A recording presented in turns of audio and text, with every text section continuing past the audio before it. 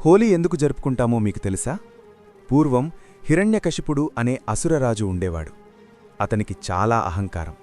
తానే దేవుడని, అందరూ తనకే పూజ చేయాలని ఆజ్ఞాపించేవాడు. కాని అతని కుమారుడు ప్రహ్లాదుడు మాత్రం విష్ణుమూర్తి భక్తుడు. ప్రహ్లాదుడు ఎప్పుడూ ఓం నమో నారాయణాయ అని జపించేవాడు. ఇది చూసి హిరణ్యకశిపుడు కోపంతో రగిలిపోయేవాడు. ఎంత చెప్పినా ప్రహ్లాదుడు భక్తిని విడవలేదు. అప్పుడు హిరణ్యకశిపుడు అతన్ని చంపాలని ఎన్నో ప్రయత్నాలు చేశాడు. పాములతో కరిపించేవాడు, పర్వతం మీదనుంచి తోసేశాడు, ఏనుగులతో తొక్కించేవాడు. కాని ప్రతిసారీ విష్ణుమూర్తి కాపాడుతూ ఉండేవారు. చివరికి హిరణ్యకశిపుడు తన చెల్లెలు హోలికాను పిలిచాడు. హోలికాకు అగ్ని తగలదు, అగ్ని దహించదు అనే వరం ఉండేది. అందుకే ఆమె ప్రహ్లాదుడిని ఒడిలో కూర్చోబెట్టుకుని అగ్నిలో కూర్చుంది. ప్రహ్లాదుడు మాత్రం భగవంతుణ్ణి ప్రార్థిస్తూ ఉన్నాడు. కాని దేవుడి మహిమతో హోలిక అగ్నిలో కాలిపోతుంది.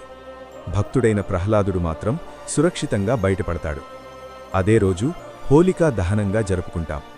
చెడు మీద మంచి గెలిచిందనే గుర్తుగా అగ్ని కూడా వేస్తారు. తరువాతి రోజు రంగులతో హోలీ జరుపుకుంటారు.